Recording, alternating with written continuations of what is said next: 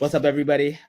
Welcome to Campus Cuts. My name is Tanaka Tava, and I'm your host. Campus Cuts is a multicultural, intergenerational podcast that hosts artists, entrepreneurs, venture capitalists, creators, and people out there that are creating a world of impact. Today, I'm super duper blessed to be able to share this space to chop it up with Miss Melanie, a multi-dimensional entrepreneur who is on a path to be able to help people enlighten themselves, continue to grow, and become the embodiment of the best version. And she does that through her workshops, through her music, through her art, and as well as just motivational speaking. And came across her on IG, and now here we are. Melanie, welcome to the show. Thank you. Thank you so much for having me. I'm excited to be here and dive into this conversation with you today. Yeah. So I was doing a little bit of a deep dive, but of course, I gave you a little premise of what Campus Cuts was about, and of course, the audience, who people who follow me, they know what it's about. But of course, we want to go dive deep. I'm a deep diver. I like to have more deep, authentic conversations rather than just the surface. And I know that you've been on some other podcasts and stuff too. So I want to start this off is, who is Melanie? Yeah, because I gave them a little intro like what you do, but like give your little like spiel, and then we're gonna go dive deeper. Hmm. Who is Melanie? That's such a great question. I am, first and foremost, I'm a mother.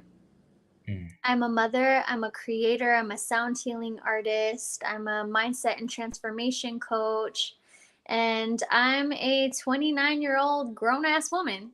So, my life really, truly consists of fully just living in the energy of service entirely. Everything that I do, from coaching to sound healing, is all for the betterment of others. So my world really revolves around service and my son. So I'm overall a creative though. Like I love to create. I love to create music. I love to create products, growth promoting atmospheres, live experiences. I love bringing ideas to life. Yeah, Mm-hmm. yeah. I resonate so deeply with that. Yeah, Like yeah. I feel, ooh, wow, that there's so much I want to unpack there, and I'm super glad. Thank you for sharing that. And my first question for you is like, all right, cool. You know, you're saying you're dedicated to service.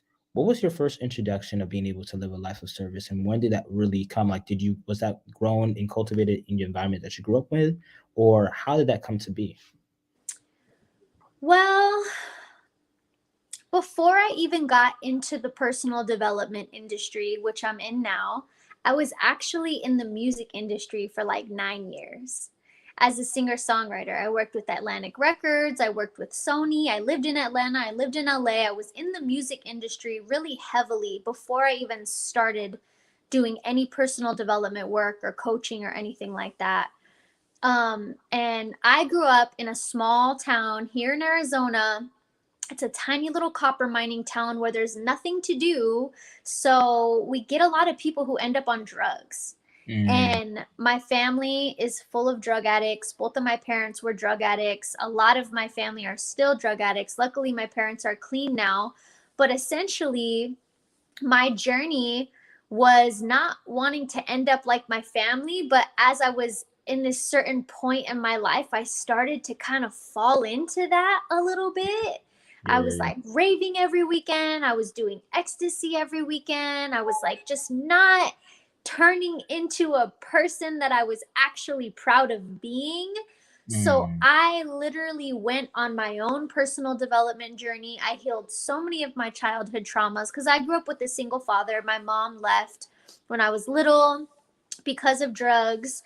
And so I had a lot of healing to do. And I did the work. I committed myself to just changing who I was and shedding my toxic personality patterns. And I had my own transformational journey with myself. mm, And honestly, I never planned on sharing what I learned. I was just utilizing it for myself and I was just living it myself. But then I had my son. And when I had my son, I would always think to myself, oh my God, I can't imagine if I had this child as that old version of me. Right. And I was like just mind blown, like that's what's happening all over the place, like Right. broken, unhealed, like unevolved, unconscious women are out here having children, and that's how those patterns and those cycles are being created. Because I was a part of that pattern through my mom, and she was a part of that pattern through her mom, and you see it with my sister and my, you know, my other family members and stuff. So I saw how I was falling into that pattern as well, and I could see how so many other women were falling into the same thing, those generational curses they talk about, you know? Yeah. Yeah. So then that's really what inspired me to start sharing what I knew, what I learned, what I used to change my own life. And I was already like posting very inspirational things on social media. So I would have women reach out to me a lot. So it was like spirit, like higher power was telling me like, hey, these women need you. Like they need what you have and they want it. And that's why they're reaching out to you. So long story short, I felt inspired to throw an event. At the time, I had left the music industry. I had just had my son. He was just a baby. I had never thrown an event in my entire life. I never did anything in the personal development world. I had no idea what I was doing, and I Yeah. had no money to do it Yeah. because I had switched into being a stay at home mom. My son's dad was paying all the bills, he was making all the income. So when I felt the calling on my heart to throw this event for women, he was like, well, who's going to pay for that? Because I'm not. And I was Yeah. like, I'm going to figure it out. Yeah. I Yeah. sure did. And I created all of these really horrible Canva, like, I don't know what I was doing, but I went for it and I did it fearlessly. And I created a GoFundMe and I told people about what my mission was, what I wanted to do, and that I wanted to create growth promoting experiences for women. And people donated. And long story short, like from donations from the GoFundMe, my family pitched in, and using literally food stamps to pay for the food, I put on my very first women's empowerment event in 2016, and it was such a success. Oh, wow. And we had 32 women at the very first event, and just 2 years later, we had hundreds of women who were coming to my events. Oh, wow. So it grew quickly, it grew exponentially. It grew beyond me. I never ever intended for it to be a business. I never intended for it to turn into what it did. It took on a life of its own, and after year 2, um because I didn't really do a lot of marketing. I didn't know how to do, I didn't know what I was doing. But Right. from year 1 to year 2, we tripled our guest count. And Right. I was just like, okay, I have something. Like, this is something. And so, long story short, from then on, I continued with my women's organization. I did that. 2020 was actually supposed to be the 5th annual women's brunch, which was my big annual women's event that we had hundreds of women come to. And then, you know, pandemic hit and we couldn't Make do happen. it. But you know, it all worked out because that allowed me to take the time and the space to create something else that was coming through my spirit. And I wanted to bring my moving mantras to life, which is my sound healing music project that I have. Because even though I spent all those years shifting into personal development world and, you know, coaching women and throwing these events, music never left me. Like the Right. singer songwriter was always still there. And as I was maneuvering through my own life situations, I would write these little songs that I called moving mantras. And I would write them in the shower just for myself. That was my own medicine. It was my own meditation. And I never planned on sharing those either. But then eventually, I'm very intuitive. If I get a message from spirit and it feels right, I do it and I take action. And that's been a huge driving force for everything that I do. And so, same thing, spirit was like, you should share these mantras. And Right. so I did. And I did 25 weeks of hashtag Monday Moving Mantra on Instagram, and moving mantras officially became a thing. Right. So then it was like they kind of went hand in hand, right? It was like these mantras were personal development songs. And here I am in this personal development world. So then when I would go speaking or I would do my workshops, I would sing these mantras in Right. my workshops, and it just became a signature of mine. So 2020 comes. It was the same 2 weeks before the pandemic hit. I also is when I got hired to work for Tony Robbins and Dean Graziosi. Right. So it all was just like, okay, you can't do your women's organization anymore because that revolves around live events. Right. And but now here's this other opportunity to coach on an elite level. So I switched from that to that, and then with the rest of my time I flew back and forth from LA at the peak of the pandemic, creating the Moving Mantra Project. Mm. And then so when you're saying that you flew back and forth from LA, like, so you were going there to record at the studio with the Moving Yep. Mantra? Yep. Wow, wow, wow. And then so Yeah. obviously, like, I don't know why, but I feel like during 2020, of course, a lot of people embarked on a journey, myself included, of and there was an awakening. There was a spiritual awakening, Oh, right? I absolutely. mean, because everybody was stuck inside, right? Everybody's typically how society and how world has moved up is we're always on the go, and us being on the go, we tend to be busy, but most of the time we keep ourselves busy in order to run away from things that were that we know that are deeper in the surface, because of course, the body keeps the score. All the everything that we experience is really, really embedded in us until we really get to face it. And this is the first Totally. time that everybody got to stop. And then, of course, Yeah. like, or are trapped in situations and they're with their family members more, all that stuff. And things start creeping up into the surface. And you're like, Mhm.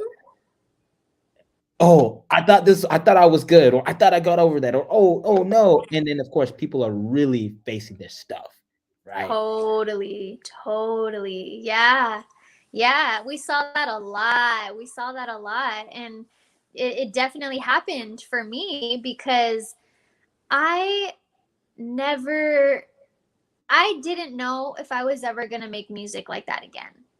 I really Mm, didn't. I kind of told myself the story that like making music was like in the past, that was like behind me, and that yeah, I could sing and write my own songs, but to actually like get back into recording music and put that out, I had definitely neglected that and shut that idea down. But the opportunity presented itself, like things just kept falling in line. I actually got an offer from an incredible production team. They were like, we want to record these with you, and so I was like, okay, let's do it. I would love to do that, and I really wanted to do it with them, so it was just a no-brainer. right, right. And so now, of course, and you as an artist and a creative, right? The music industry is not the best. It's not well, no, okay, let's keep it a buck. It is not the nicest to artists and creatives, like the 360 deals and like so I want you to talk about how were you able to get out of that experience, like, or how did you being in the music industry really help shape you into becoming the woman that you are today? And like, what were some of the lessons that you learned from being there, and then how does it inform your work now? Well, I lived in Hollywood, so it was truly divine. I went through this whole situation with Atlantic Records, was on the verge of getting a record deal, and long story short, it all fell apart. And I didn't get the deal. I wasn't able to put out any of the music that I had recorded, and I eventually ended up firing the guy who was managing me at the time. And after I fired him, I was like, oh my God, what am I going to do? Like, this was like my lifeline in the music industry. I had started working, I got into the music industry at a high level when I was a teenager.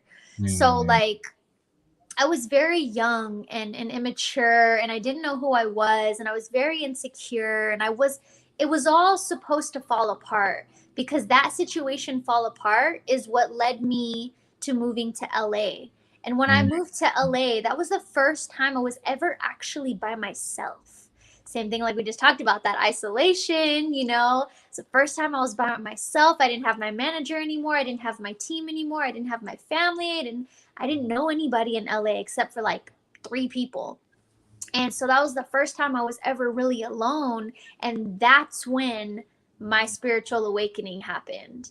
that's when all my shadows were coming out and I was really seeing myself, and I was like, damn girl, like you need to change.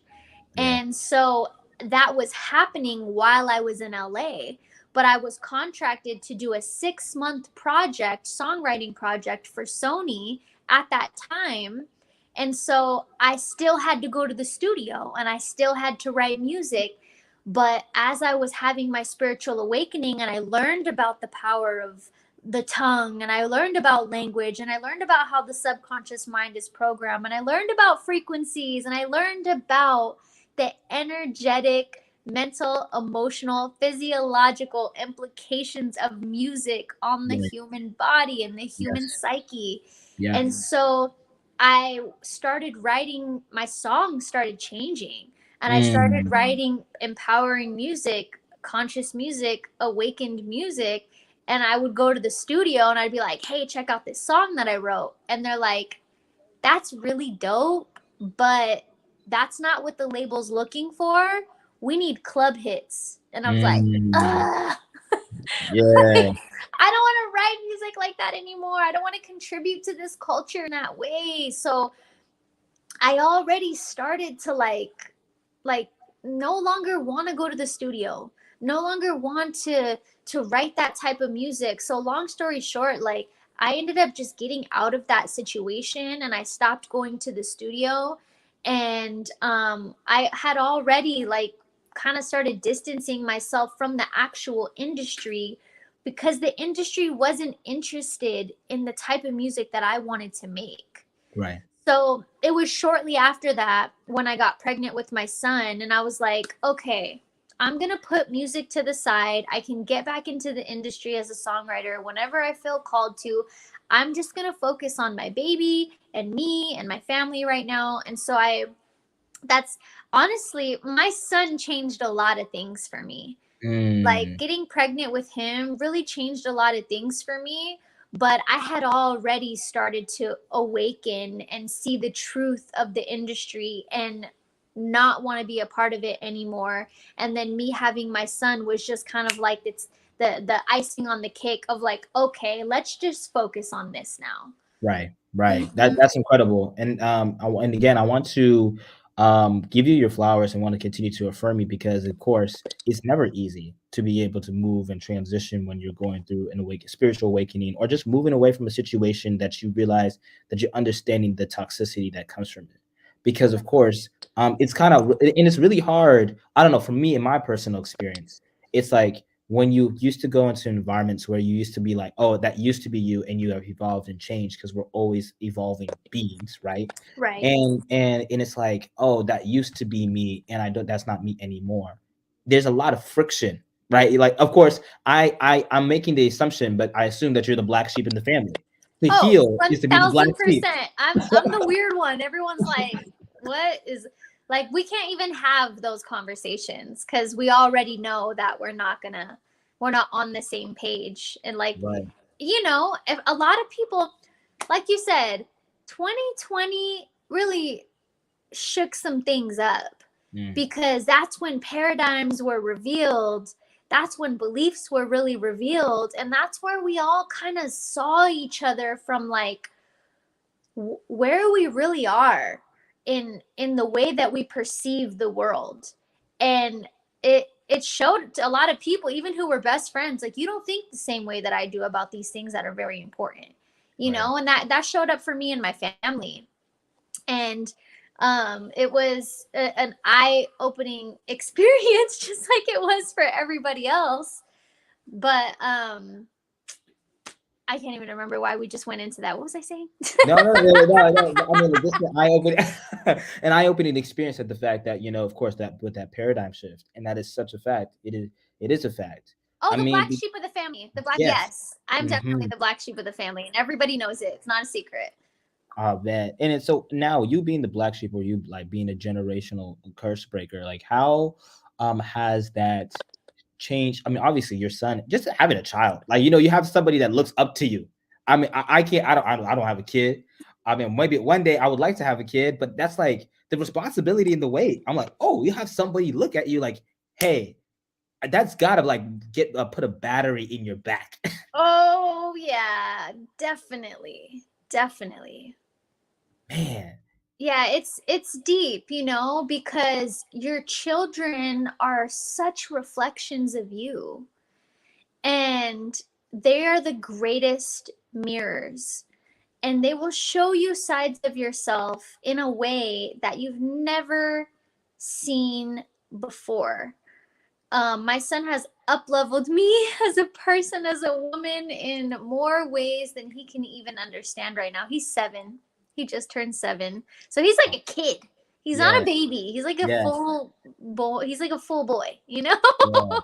yeah, yeah, And so it's cool because like now this is a new energetic and psychological lineage that I'm creating through him, because he's so much like me.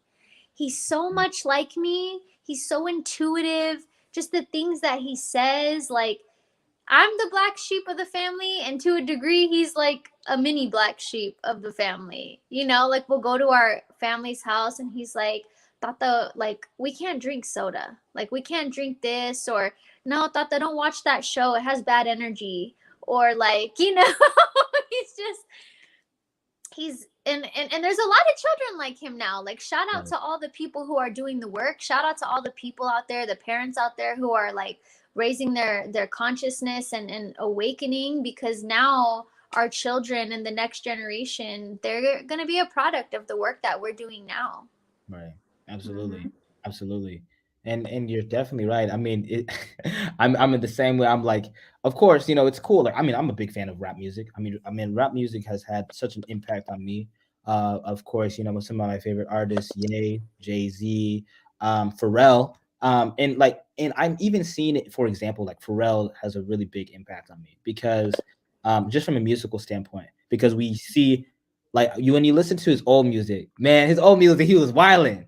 But now that you see that his change and whatever, and especially as his kids has come up and he's like, yo, like we need to focus our efforts on how can we utilize our music that is going to share some sunshine and some light and also show them like what the love of God, but also most importantly, like we can, like it's this balance of being in the world but not of the world. Right. Like Totally. and so I want to ask you, like, how do you balance? Like, of course, you have this higher understanding. You understand what it means to reach enlightenment and you're living in your higher self.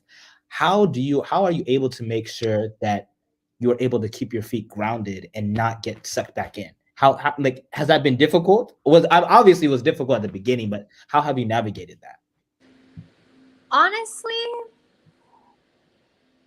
I've never been the type of person that was easily influenced. Mm, Even when I was in my, lower self stage of life, I can definitely admit I was the ringleader back then. And it was just my own unconsciousness that was, having me make the decisions that I was making. But I really got to give a lot of credit to my dad for instilling me with more of a leader mentality and not a follow the herd type of mentality, because my dad's actually a professional skydiver. oh wow, wow. I know. And so I was raised in that environment, in that extreme sport my entire life.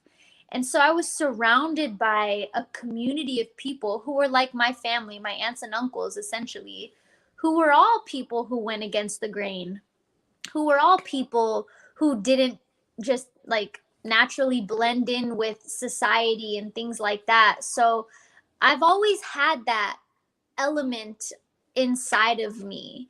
And it was definitely something that was programmed in me at a young age, just from the environment and the people that I was around. So, fortunately, I'm grateful to say that here in this space now, it is natural for me to stay on my personal path and not get, swayed into the influence of society. And but I will be vulnerable, and I will admit that there definitely are some big things out there that kind of like try to creep their way in and influence, because there's some of the largest industries in the world, but it does take a deep sense of devotion to your truest, most authentic self and your values to be able to stay on the path of alignment for you. And for me, just being really honest, like some of the things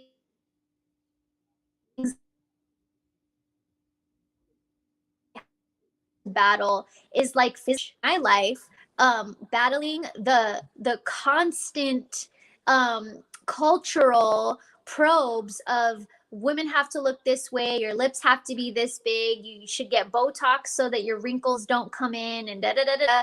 And sometimes those voices like try to come in, you know, there's so many outside influence that affect everybody differently. And like I have so many friends who you know do that type of thing, and for me it's always just remember who I am, remember what my values are, remember what's important to me, and just stand true to that and know my worth and my value as a woman. It's far Mm, beyond this physical vessel.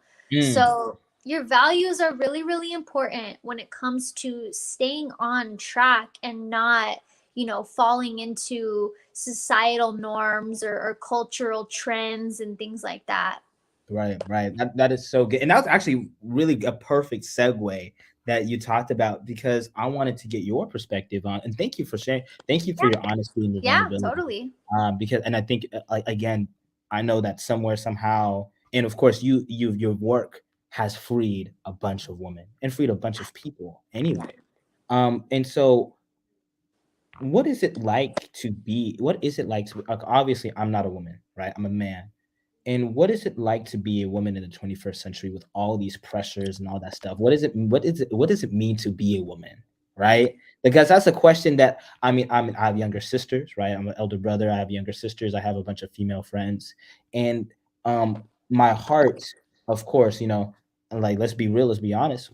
Any young man and whoever who understands the culture and the TV and all that stuff has tainted our minds, and we have unfortunately at some point of time have put pain, trauma, and hurt towards our female woman counterparts, right?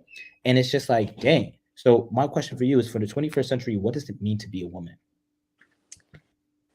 For me personally, who and how and where I'm at now, being a woman is so much more of an energy and a state of being, because I truly believe that women, we are the natural nurturers of the world. Like we create life in our womb, the woman. And what's the womb? The womb is a growth promoting atmosphere that is there to grow you, to nourish you, to nurture you, to give you everything that you need to live and thrive. And I truly believe that women, we're here to be that type of energetic contribution to everything that we come in contact with.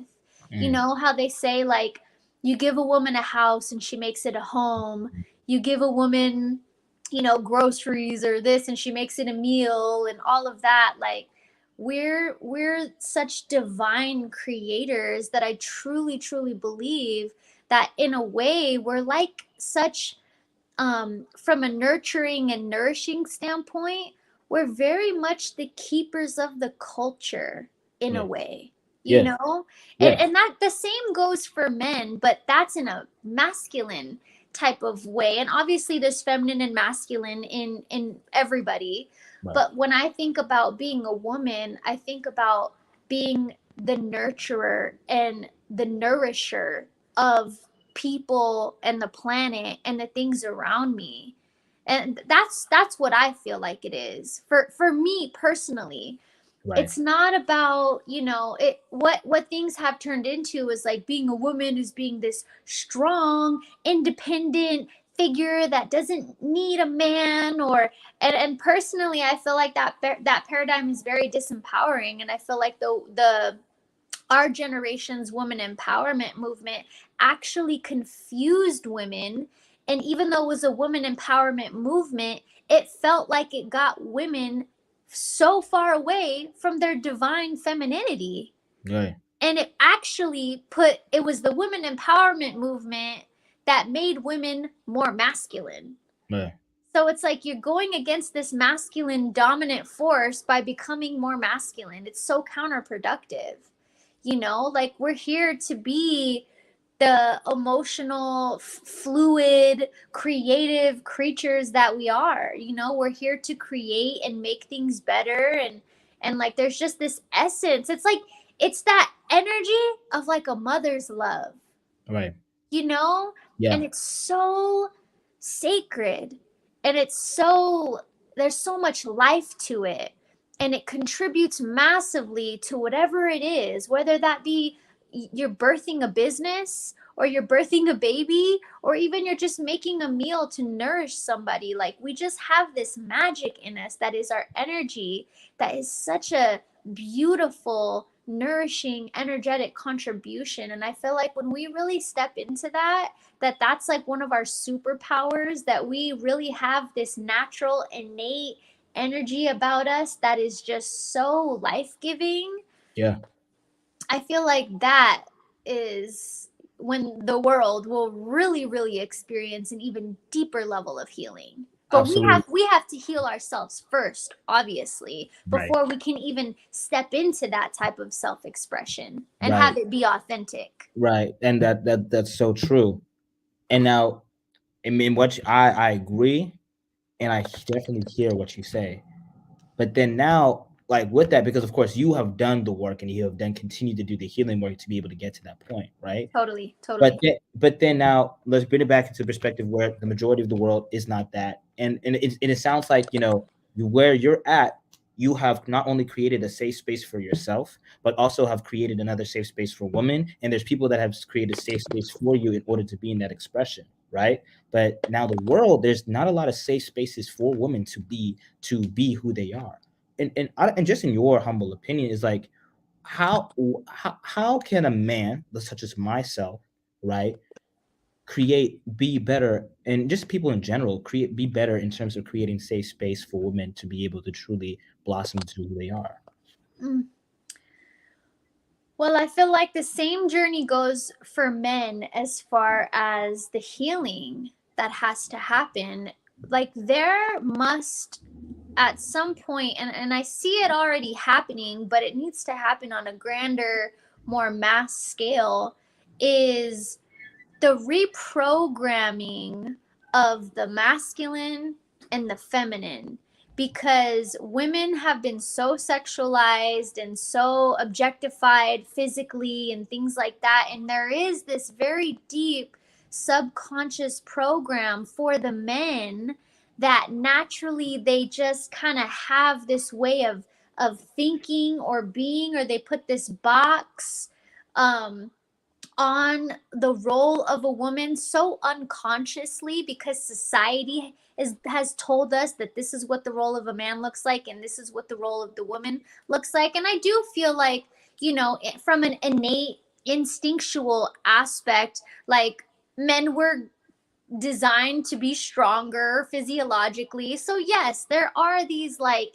you know instinctual roles that we have.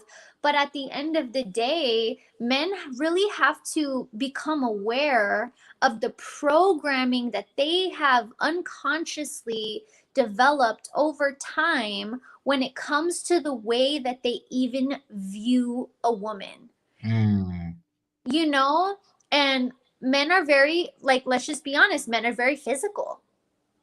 They're very they're much more physical than women are. Naturally, women are more emotional, so they make connection emotionally, but men automatically make the connections physically. Most men, not all men, right. but that's a deep programming. And because there's also been um such a program of like the competitive nature and like the alpha male type of thing, there's also this subconscious programming of like needing some, and mind you, I'm not talking about all men, but there is this like dominance factor. And I would even say that the porn industry has also very much contributed to that, because there's this dominance factor even Right. in that. So the Right. programming of how men even view themselves, their roles as men, because we also know that a lot of men are very emotionally shut down and unavailable Right. because society also told them you're not allowed to be emotional because you're a man. Right. So they have to first awaken to all of their programming that they have about their roles as men. And then they can really look at the role of the way that they're viewing us women. That's good. That's good. And now you have a son, right? You have a son. So how does that contribute? You having that knowledge and that resources, that information. How are you? In what ways are you parenting your son to be a more holistic, more conscious, more capable young boy to into that's going to be a more open and more available young man? Right. I'm intentionally raising my son from, the best way I can describe it is like from the inside out when it Mm, comes to what he knows, because I can already see how society is somewhat planting ideas in his mind. Because one day he came home and he came from his cousin's house, who's his older cousin. So there is that influence there. And he said, Mama, I want a chain because girls like when guys have chains. And I mm, was like, boy, what? But there's the world. There's the right, world infiltrating the mind of my son, you right. know? And so that was my opportunity where I got to tell him, no, baby, the truth is anybody that's ever actually attracted to somebody, the thing that girls really like, because even though he's 7, he's always been a little ladies' man. And I just have to surrender to that because I'm like,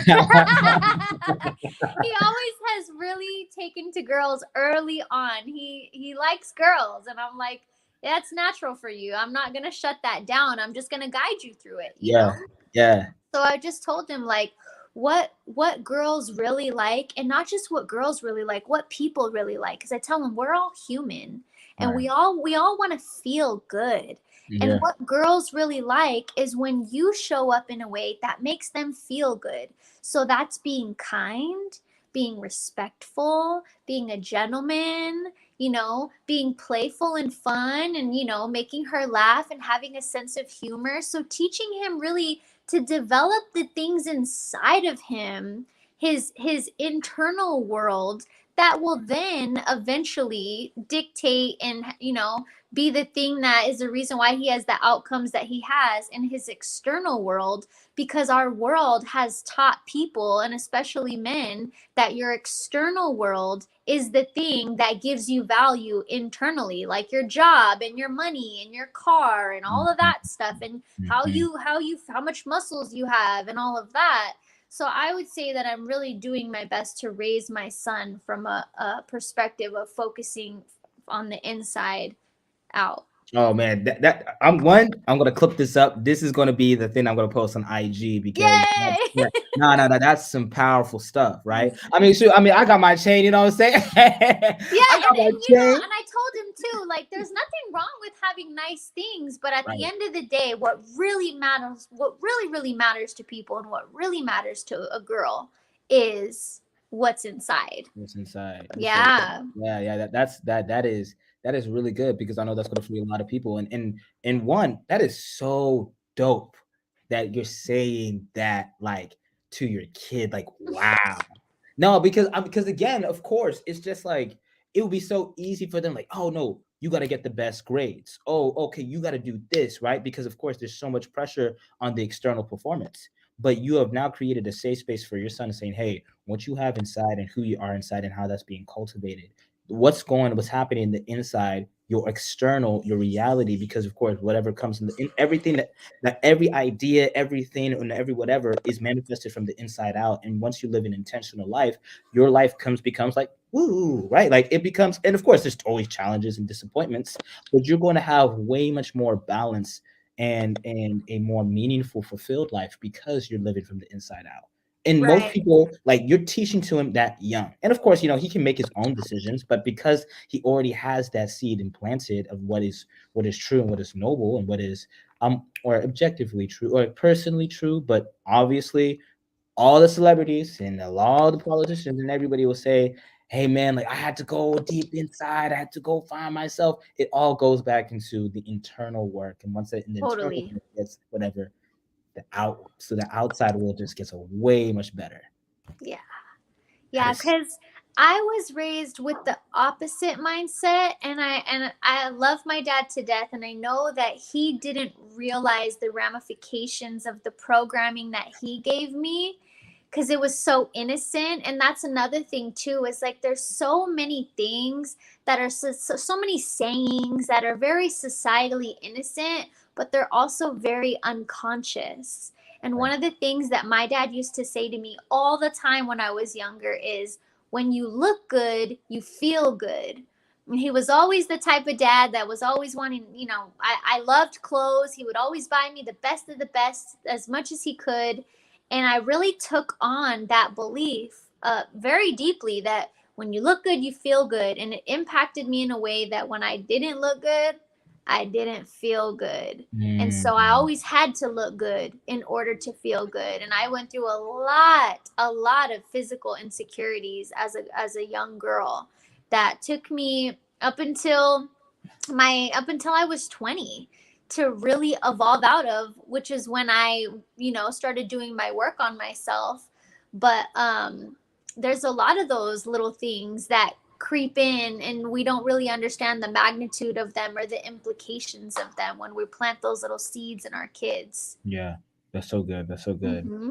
And now even just look, now moving on to the next stage, like these are kind of like these bigger questions as I'm getting ready to wrap up the podcast. I want to be mindful of your time. I wanted to know for you, one, what does success mean to you, and Mm. how has that definition changed from young Melanie, 20, music industry, whatever, to Melanie today, 29, wise, awakened, enlightened, a mother? How has that changed? Mm. Um, Massively.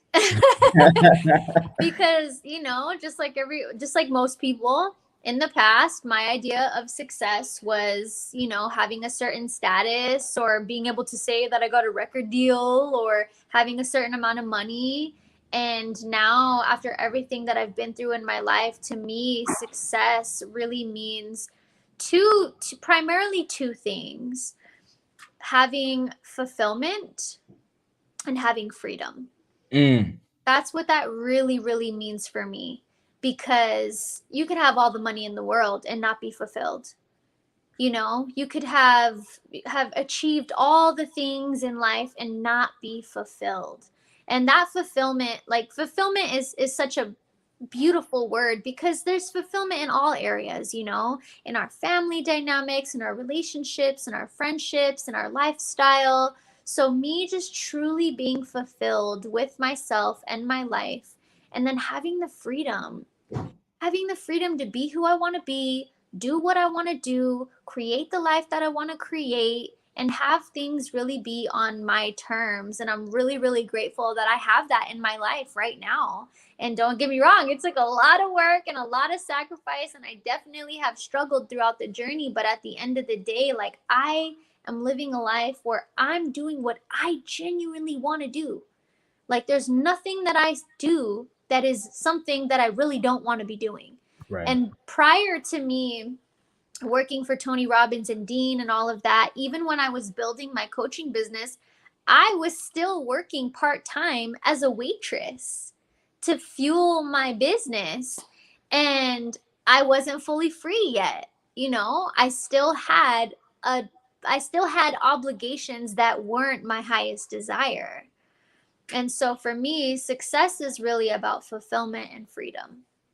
That's good. That's good. And now Hmm. my next question is, how did that happen? Like you coach Tony Robbins, like one of the money master of the game. You know what I'm talking about? Life force. Like, yo, how did that? Of course, I mean that's something like you coached one of the top New York Times best-selling. Like well, of course the external, right? But like one of the top people who is like a leader and again as well as Dean, these motivational speakers who have done, of course, taught people how to get rich, da da da da da.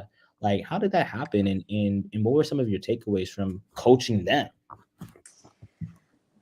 Well, it's interesting because it felt like what I would call a quantum leap when I got hired to work with them.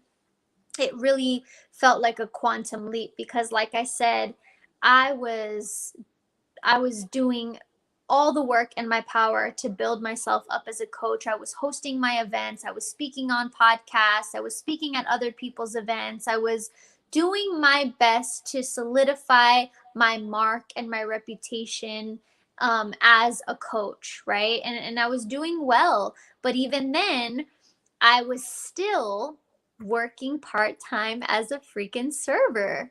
Right. But here I had this big reputation and I didn't have any investors for my events and things like that. So I still had to do what I had to do as a single mom to not only pay for all the bills, but to be the own investor because my events weren't cheap to put on. I didn't have a lot of sponsors and stuff back then. And so, but even when I was in that position and I was speaking at an event with 500 women one day and then the next day going and serving tables, I always told myself that when because there could be some mind games that's like, oh, imposter syndrome, I'm a waitress, but then I'm going to speak to these women. No, I told myself I am a server. I'm here to serve. So Mm, this is just an avenue right now that allows me to serve. It's quite perfect actually. And I intentionally chose that job. It was all very intentional. And while I was there, I stayed in the highest frequency. I never showed up with the mindset or the mentality or the identity that I'm just a waitress. I right. always knew why I was there, what I was doing, why I chose that in the first place for myself. And I always knew that entire time what I was after. And I stayed in that vibrational space. I stayed in that frequency of excellence even as I was waiting tables. And and it all made sense because I was attracting people like Eric Thomas. I attracted ET. I attracted Dean Graziosi at the because I specifically chose to work at a very healthy, more higher end restaurant intentionally. And while I was there, one day I ended up serving Robert Kiyosaki, and who's the author of Rich Dad Poor Dad, which is like one Right. of the greatest financial personal development books in history. Right. And long story short, I get in conversation with him and I'm like, oh my God, I watch you on YouTube all the time. And he's like, what the heck are you doing? He's looking at me like I'm just so young to even know who he is, right? He's like, what are you doing watching me on YouTube? And I told him, I was like, I run this women's organization where I do personal development. I host all these events. So I'm constantly absorbing information to learn and to teach people. And my passion starts coming out, right? And I'm not even trying to sell him on anything. I'm just excited about what I do. And he could feel that. Right. So then he looks over at me and he goes, I'm going to give you my assistant's number. And I want you to call her tomorrow. And I told him I had my big event coming up that I was working on. And he's like, if I'm available, I would love to come and speak at your event for free. And I was Mm. like, what? Yeah. Long story short, I ended up doing an event with Robert Kiyosaki as I was still a waitress. Right. So I was like, okay, it doesn't matter where you are, you're in the frequency of excellence, and which is why you're attracting these people. As I was getting hired from Tony and Dean, is the thing that took me out of being a server forever for the rest of my life. I'll never have to serve another table ever again, ever since that. And I didn't even apply for that position. I was referred. Apparently, two of the coaches that were already working with them knew of me, and they both referred me, and they took that very seriously. So they reached out to me and they said, we had two referrals from a couple coaches that, we really take their word. pretty highly here. So we'd love to interview you. And long story short, I ended up being one out of three that got chosen out of like over 800 submissions for the position. Wow. And it's Yeah. all based on referral. And a bit of course, Yeah. but then, see, at the end of the day, it's like, of course, there has to be a balance of, promoting yourself, understanding that that your work is good, but there's one thing where people say, oh yeah, yeah, your work is good, like, oh, I've coached this many people, but again, it's what do people say about you? What, like, it's like, what do people say about the work that you do? Right? Of course, everybody has haters. Be like, some people, some clients be like, ah, she's full of shit. Some people like, oh yeah, she's amazing. But at the end of the day, when it really does come out, like, it matters is what type of work have you done and how have you impacted lives, and people really speaking upon how you've changed their life, right? And man, that is some powerful, powerful, powerful, powerful stuff. So that is amazing. That is so dope. Wow. Yeah, and one of the things that I really want to tell everybody is that like you said, it really is about who you are. Like your energetic essence, your energetic fingerprint is so profoundly powerful, because when I went into those interview processes, which by the way, it was the most grueling, intense, extreme pressure filled interview process I've ever experienced in my life. They literally put us in the hot seat for real. But not once did they ask me for a college degree. Not once did they ask me if I had any certifications or coaching trainings. That they didn't ask any of us at all if what our credentials were. They put us to the test. They put us in the hot seat. They said, "Here's the coaching scenario. This is what the client's saying. What are you going to do?" And it was in that moment where my soul and my, like me, Melanie, was able to show up, not just, well, I have this certificate and then I went to this school. And so it really is about who you are. Really, really Mm. is. Then how can people find out who they are? Because there's not a lot of people that know who they are. What's the first step? I personally believe that it's not necessarily just the journey of discovering who you are. I think what I've learned for me and all the people that I've coached is that we really get to decide who we are. Because the old version of me would have said, "Oh, I'm this, I'm this, I'm this, I'm this." But I didn't really want to be all those things that I thought I was, or that I thought was good or noble and all of that. And when I got into consciously creating myself and consciously creating my life, I learned we get to decide who we are. We get to design ourselves. That to me, that's the process of personal development. It's saying, "You know what? I love when I see charisma in people. I really want to focus on establishing my own charisma inside of me. Like, I really admire people who show up courageously and confidently. Like, I want to embody that." So I feel like it's more so choosing who you want to be instead of just waiting to figure it out, or to let someone else tell you, or let the world tell you. So I would say, if you're in the process of like waiting and hoping and seeking to figure out who you are, I would really encourage you to choose who you want to be and let that be the guiding force. Mm, that's good. That's good. All right, speed round. These are the last couple questions. Okay. Um, of the podcast. Wow, that was so. This is so rich. Oh, yeah, yes, sir. Like, wow, I was excited for this pod. Like, I mean, every podcast that I talk to my guests, I'm always excited. But this hit. Oh Oh, god. thanks. All right, all right, all right. So my first question is, what is one thing that you would like to see change in the United States? Ooh, oh, that's a tough one. One thing. Ooh, one thing that I would love to see change in the United States is the education system. The education system is so disempowering for children. Just the my son came home the other day and they're still teaching kids about the Boston Tea Party. Like, why are you teaching my child about the Boston Tea Party and you're not teaching him emotional intelligence or how to cultivate harmonious relationships? Like, like we have to learn how to be humans, not just figures in society, not just employees.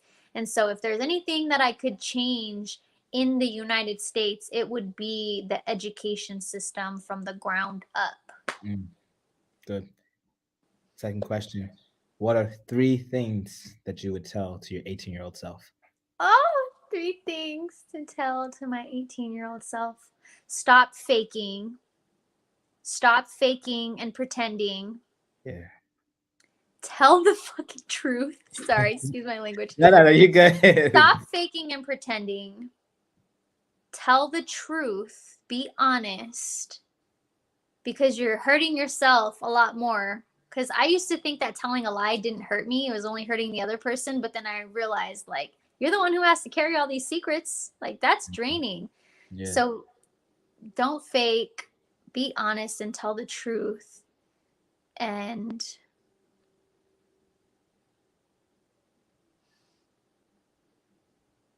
trust your intuition. That's good. Yeah. Yeah, that's good. That's good. That's good. That hit. And my last question is, if you want one, like, what do you want your legacy to be if you want one or if you aspire to have a legacy?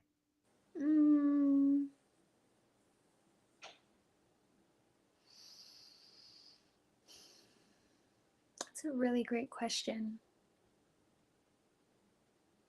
I would love for my legacy to be more of a feeling than a physical type of thing, because my grandmother passed last year and she was just the most loving, phenomenal woman ever.